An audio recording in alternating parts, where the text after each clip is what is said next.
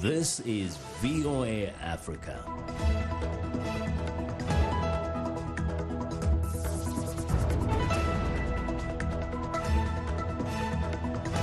Good evening, I'm Esther Githu. It's Monday, December 16th.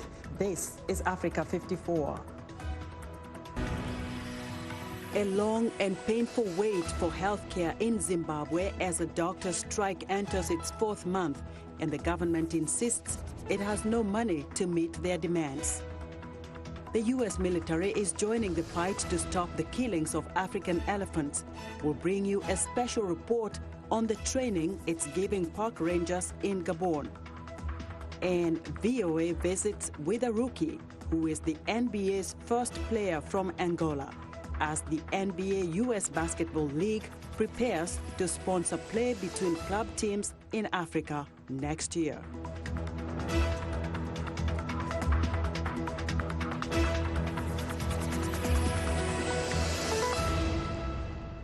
We'll bring you those stories, but first to Zimbabwe, where a prolonged doctor strike over salaries and poor working conditions has left patients desperate. They're now streaming to church-run mission hospitals for much-needed health care. One of those is Karanda Mission Hospital, about 200 kilometers north of the capital, Harare, and it is overwhelmed by patients seeking treatment. Columbus Mavunga reports from the town of Mount Darwin. Patients from all over Zimbabwe are flooding Karanda Mission Hospital in Mount Darwin near the border with Mozambique. They began coming to this hospital founded by the Evangelical Church after doctors at state hospitals went on strike in September. Some have traveled hundreds of kilometers after being turned away by state hospitals. I wasn't treated because of the doctor's strike, so I came here in November, but I have not yet been helped. The place is flooded. I was told I would be attended to on November 29, but they said they had more urgent cases, so I was told to come back this week. If I do not get treated now, they said it'll be in January. Canadian Dr. Paul Thistle is head of Karanda Mission Hospital. He says their patient numbers have more than doubled in the last 2 months. And that's what stresses on our human resources, our nurses, our doctors, plus our physical resources and medicines and surgical supplies. So Karanda is seen as perhaps the port of last hope. For some people who have failed to access services elsewhere in the country. As you can see by the queues, some people may wait 2 or 3 days to get seen by a doctor, but we do our best with what we have. The wait for health care can take days or even weeks, so patients who have traveled here for treatment have few options. Zimbabwean doctors say they cannot survive with low salaries and poor working conditions, while the government says it has no money to meet their demands. The World Health Organization hopes doctors and the government can soon negotiate a solution. I'm very worried that the most vulnerable will not be able to access the care they need. We have been following the discussions, the dialogue, and we are hopeful that a consensus will be reached and the health workers can be back on duty within the shortest time possible, because the poor and the most vulnerable are the ones most affected by this impasse. Meanwhile, medical aid groups such as the Karanda Mission Hospital are doing what they can as patients wait for health care. Columbus Mavunga for VOA News, Mount Darwin, Zimbabwe. The United Nations' longest climate talks ever ended in Madrid Sunday, with countries agreeing to increase carbon-cutting commitments next year, but postponing clear-cut decisions in key areas. The countries failed to agree on clear targets, rules for carbon markets, or financing for poorer nations to adapt and respond to climate change. That adds pressure for next year when the 2015 Paris Climate Agreement begins to be implemented. But this is clearly not enough. The world is watching us and they are waiting for concrete solutions, bigger solutions from us, so we are not satisfied. The agreements achieved by the parts are not enough to face the urgency of the climate crisis. We still don't have the consensus to increase the ambitious levels that we need. Before finishing, I want to make a call to the world, strong and clear, to strengthen political will and accelerate climate action to the speed that the world needs. Critics accused several of the world's biggest polluters, including the United States, of blocking progress to address a growing climate crisis. The talks were backdropped by a series of alarming findings on the growing impact of climate change on oceans, forests, and glaciers, even as greenhouse gases continue to rise to record levels. As the talks overshot their Friday deadline, frustrated activists dumped manure outside the conference center. The environmental group World Wildlife Fund accused a number of big polluters of holding the talks hostage, saying their position sharply contrasted with science, real-life evidence, and rising calls for the street for climate action, especially from young people. Now, the United Nations Refugee Agency is holding a first-ever forum in an effort to drum up international support for tens of millions of people displaced by war, poverty, repression, and other factors. The Global Refugee Forum, taking place Monday through Wednesday this week in Geneva, will seek to gather leaders from governments, businesses, and civil society to work together to find solutions for the more than 70 million people displaced in their home country and abroad. VOA's Ladza Hoke has more. Most displaced people remain in their own country, but about 25 million have fled across borders. The country that hosts the most refugees, about 3.5 million, is Turkey. Turkish President Recep Tayyip Erdogan is among political and other leaders attending the forum in Geneva. We're, of course, delighted that President Erdogan is coming to this conference, and his leadership is going to be very important. As the war in Syria winds down, many Syrians are returning home, even if it's not safe to do so. Tens of thousands of displaced people are actually returning to areas they believe are safe in order to rebuild their lives, to get back to their properties and their homes and see what's left of the opportunities for education and so on. The 8 years of civil war in Syria have displaced 13 million people. 40 years of war in Afghanistan have made the country's displaced people the longest dispossessed population in the world. Some people are looking for better economic opportunities, and others, however, and I was there, as you know, you remember, others are there, are fleeing because of the horrifying violence that is perpetrated against them. The governments of Turkey, Jordan, Lebanon, Pakistan, and Germany, as well as other countries that host large numbers of migrants, are under pressure to force their return. Migration was one of the issues driving Britain to leave the European Union. The U.S. administration has imposed tough border controls to stop the flow of migrants, including separating children from their parents and deportations.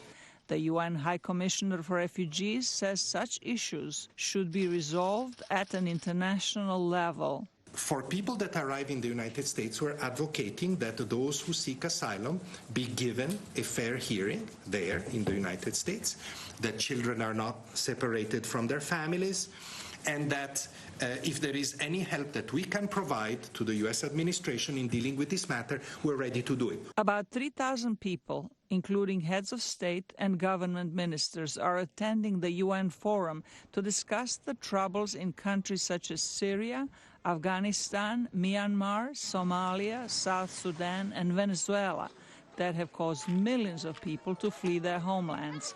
Zlatica Hoke, VOA News, Washington. To Central Africa now, where authorities in the Democratic Republic of Congo say suspected Islamist militiamen killed at least 22 people over the weekend in eastern DRC. Richard Kivanzanga, the deputy administrator of Beni territory, told reporters he had counted 22 bodies on Sunday in the villages of Baoba and Ntobi. The surge in violence has led to deadly protests against the army and the UN peacekeepers for failing to protect them. The government has blamed the Allied Democratic Forces, ADF, a Ugandan Islamist group active in eastern Congo, for similar attacks going back years, including dozens of nighttime massacres since 2014 that have killed hundreds of civilians. Repeated military operations have failed to fully eradicate the group. Now, more than 70% of the African forest elephant species has been wiped out, mainly by poachers slaughtering them for their ivory. Park rangers are on the front lines defending them. But in Central African country of Gabon, these park rangers, also known as eco-guards, aren't going it alone. Now, the U.S. military is joining the fight by helping to train the rangers who protect the elephants. VOA Pentagon correspondent Carla Bob gives us an exclusive look at the counter-poaching effort in central Gabon. This cadence brings hope to Lope National Park, because these eco-guards are training for the fight against poaching, a fight that can turn deadly. Could somebody brief your medical plan? And U.S. forces are increasing their chances of survival. So generally the route we're going to take to do this patrol is leaving the Saydam, head to the main road, and then head south across this bridge. VOA is the first news media outlet to embed with a U.S. military team during a counter-poaching mission. Watch where you're stepping. We've seen like giant snakes down there. U.S. Army Captain Kevin Chapla leads the team. So right now our training patrol they're about 200 meters from the objective, a suspected camp of about 4 poachers. From here they're probably going to send out a recon element, see what they can see, come back, develop a plan, and then raid the suspected poaching camp. Training operations like this one began in Tanzania in 2009, officials say. We not only help them preserve the wildlife, but at the same time we're disrupting criminal organizations and we're helping them develop a better future. And U.S. military efforts started in Gabon last year. Months of training has improved techniques to capture poachers and preserve evidence. I am taking his shoes off to try to make sure he does not have hidden documents or information that would help us successfully conduct our mission. These eco-guards are highly motivated individuals, and teaching them not only is it fun, but it's easy. Unlike counter-poaching training from other nations, Chapla says this partnership with Gabon's National Park Agency is geared towards self-sustainment. Now we're producing a core instructor group that can actually teach the force these skills and promulgate it throughout the entire ranks. Really, it's a proof of concept for them being able to instruct their own, so it's pretty big. One thing not included in this mission, weapons training, something the Rangers say they desperately want. That's because until this year, the government didn't allow eco-guards to carry weapons. You can't say to a poacher, "Oh, sorry guys, stay quiet and give me your gun." 3 months ago, we were not allowed to carry weapons. Now we have weapons. And the poaching is decreasing. Just had the GPS. Officials hope these changes, along with additional international training and support, will accelerate Gabon's counter-poaching offensive. But time is running out for the elephants. And it may not be enough. So I'm proud that we've made the progress that we've made, but it's still catastrophic, so we still have to do more. You may win some battles, but the war keeps going. And so the foot soldiers in that war keep marching on, determined to protect the endangered elephants for their country and for the world. Carla Babb, VOA News, Lope, Gabon. Thank you, Carla, for that report. And joining us Tuesday as VOA Pentagon correspondent Carla Bob continues our coverage from the Central African country of Gabon, where park rangers are risking their lives in the counter-poaching fight. We are excited to hear what you think about Africa 54. Join the discussion on Facebook. The address is Africa 54. We're also streaming our broadcast live on Facebook. Please watch and share our show with your friends. Also, check out our headlines 24/7 on voaafrica.com. Still to come, NBA U.S. Basketball League is set to sponsor play between club teams in Africa. We'll be right back. You're watching Africa 54.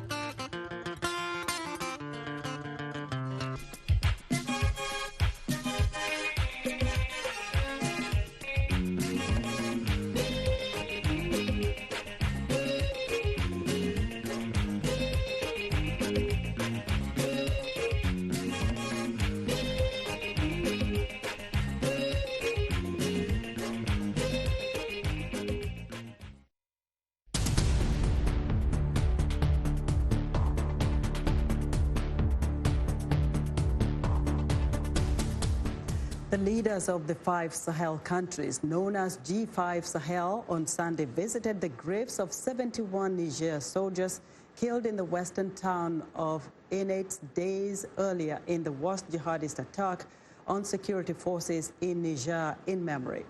Islamic State claimed to have killed the soldiers in an attack on a remote military camp on Tuesday, as militants with links to Al-Qaeda and Islamic State continue to strengthen their foothold in the region. The G5 Sahel force, backed by France and the United States, consists of Mali, Chad, Niger, Burkina Faso, and Mauritania. The presidents of the 5 countries are currently meeting for a session of the group of nations whose multinational military forces are fighting Islamist insurgents. However, nearly 3 years after its launch, the G5 Sahel remains underfunded due to poor coordination. The U.S. House Democrats are one step away from impeaching President Donald Trump. After 14 hours of contentious partisan debate, the House Judiciary Committee on Friday approved 4 more charges alleging Trump abused the power of his office and obstructed congressional efforts to investigate him. VOA's congressional correspondent Catherine Gibson has more. Within a matter of days, Donald Trump is expected to become the 3rd impeached president in U.S. history. Well, the president criticized the process. To use the power of impeachment on this nonsense is an embarrassment to this country. The Democrats' majority in the U.S. House all but assures approval of 2 articles of impeachment, requiring a trial in the U.S. Senate early next year. This is the articles that we wrote? In run-up to their final action on the House floor, Democratic lawmakers once again argued Trump should be removed from office for leveraging U.S. aid to Ukraine for his own personal political interests. What is the risk if we do not act? Over the past 94 days since the House investigation began, indeed over the last 3 years, one indisputable truth has emerged. If we do not respond to President Trump's abuses of power, the abuses will continue. We cannot rely on an election to solve our problems when the president threatens the very integrity of that election. But Republicans argue that the president's July 25th phone call with Ukrainian President Volodymyr Zelensky was an attempt to address corruption in Ukraine, not enhance Trump's political standing at home. And they insist the Democrats were always looking to impeach Trump. They predetermined they were going to do it, and they did it, come hell or high water. They had no proof, no evidence, no crime, but they went ahead anyway. And they're tearing the country apart. Historically, presidential impeachments have divided the country. While not quite half the country currently supports impeaching Trump, Democrats argue public opinion is on their side. The public thinks that they should be determining who the president of the United States is, not some foreign power. They think that no one is above the law. We think, and say they, that the president should be held accountable. Abuse of power, obstruction of Congress. Even though the trial in the Republican-controlled Senate is expected to acquit Trump, keeping him in office, Republicans say the impeachment will have worldwide consequences for American diplomacy. That the president had to release the transcripts of that phone call to the world.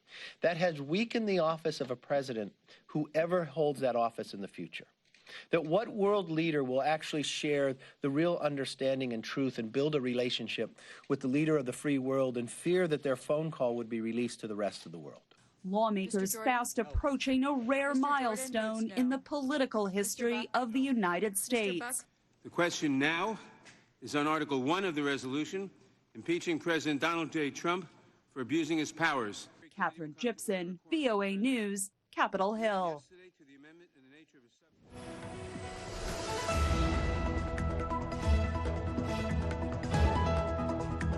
It's time for a Monday Sports Report, and joining us now is Sunday Shomari. Sunday, word has it you have great stuff for us today, right? Yes, it's time, and I have a lot of great stuff. All right, the awaited and fascinating Champions League draw is ready, and Real Madrid will play Manchester City in the Champions League round of 16, and holders Liverpool will face Atletico Madrid. The draw in Lyon, Switzerland, Monday brought up some fascinating ties with the heavyweight clashes between England and Madrid's top clubs. Jurgen Klopp's men, who beat Tottenham 2-0 in the final last season to lift the trophy for a sixth time, will return to the Wanda Metropolitano to face Atletico Madrid, while Pep Guardiola's Manchester City face a tough test against 13-time winners Real Madrid. It is another meeting between Pep Guardiola and Zinedine Zidane's former soccer stars. Also, another exciting encounter will be between the Blues, Chelsea, and Bundesliga champions Bayern Munich. Chelsea, of course, the team that beat Bayern in the final in 2012. So this will be something of a revenge match for the German side Bavarians. And China's foreign ministry on Monday said Arsenal's Mesut Ozil had been completely deceived by fake news and false statements after the midfielder criticized the country's policy towards its Muslim Uyghur community minority. Arsenal distanced itself from Ozil's comments, saying that they were entirely his personal opinion. China's state broadcaster CCTV later removed Arsenal's Premier League game against Manchester City from its Sunday broadcast schedule. The United Nations human rights and groups estimate that between 1 and 2 million people, mostly ethnic Uyghur Muslims, have been detained in harsh conditions in Xinjiang as part of what Beijing calls an anti-terrorism campaign. And the NBA, U.S. Basketball League, is set to sponsor play between club teams in Africa next year. But many African players are finding success at the highest level right here in the United States. Bruno Fernando is a rookie from Angola, making history as the first Angolan player in the NBA. VOA Myra de la Salette has more. Atlanta is a vibrant city where sports are a big part of life. From college and professional football to professional basketball, where the Atlanta Hawks this season welcomed Angolan rookie Bruno Fernando. The 21-year-old forward is the first Angolan to play in the NBA. He moved to the United States at age of 14 after U.S. scouts saw him in the Under-16 World Championship. Our last game was against the U.S., and it happened to be my best game of the tournament as well. So as soon as we went in the tournament and I went home, my parents just told me that people were very stoked that I got a chance to come play in the U.S. and go to school here. That was a no-brainer. Now, Fernando is working to make the most of an opportunity he says will not go to waste. I kind of hold myself at a high standard, and it's just another sacrifice that I got to make. Hawks assistant coach Melvin Hunt says Fernando is eager to learn. He's like a sponge, and it's all new, and he just soaks up everything that we put out there. So we're having a good time trying to teach him a little bit of everything, and not just basketball, just stuff off the court, on the court, after the game, before the game. It's been a lot of fun. Hunt coached superstar LeBron James when he was Fernando's age and says the Angolan brings a different flavor to a Hawks roster that includes NBA veteran Vince Carter. You play with people that's 22 years in the NBA now, so you get to learn a lot. I'm fortunate that I get to learn a lot from him. And just to be able to ask him questions, pick his brain up, and just learn from his experience and stuff like that, I think makes it a lot easier for me to transition. Living alone in Atlanta, Fernando says he misses his family in Angola, but knows it is part of his growth as a player and as a person. It's a lot of people out there that wish they were sitting in this chair right now and be in my position, so you can't never take that for granted. Be yourself. You don't have to change, and I feel like that is a big thing for a lot of people, for a lot of us rookies coming into the league, because it's something that we never seen. We never had money in our pockets like that. It's things that we never expected. Atlanta Hawks coaches say Fernando's rookie season is off to a great start and shows that the young Angolan has earned his shot in the NBA. Mayra de la Salette with Becky Ayoub, VOA News, Atlanta. What a great story. Thanks, Myra. And that wraps our sports stories for today. Back to you, Esther. Not so fast, Sunday. Now, we got to talk a little bit about that young kid from Angola. Right. And so many other African immigrants who are so talented playing right here in the U.S. You have the list, right? Of course. There are so many. We can look at Hashim Thabit from Tanzania, Atente Kumpo, and so many others. You remember the retired Dikembe Mutombo from Congo, and so many.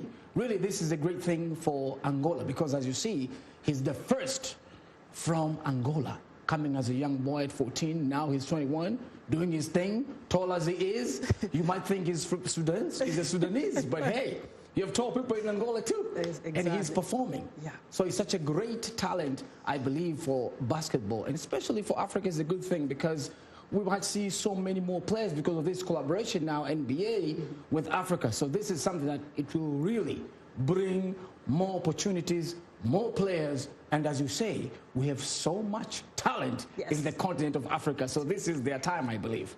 Thumbs up. Thank you, Sunday. All right. Join Sunday Shomari next Monday for another sports report right here on Africa 54. And that's our show for today. Be sure to watch Africa 54 on our website at voaafrica.com. From all of us here in Washington, have a good evening.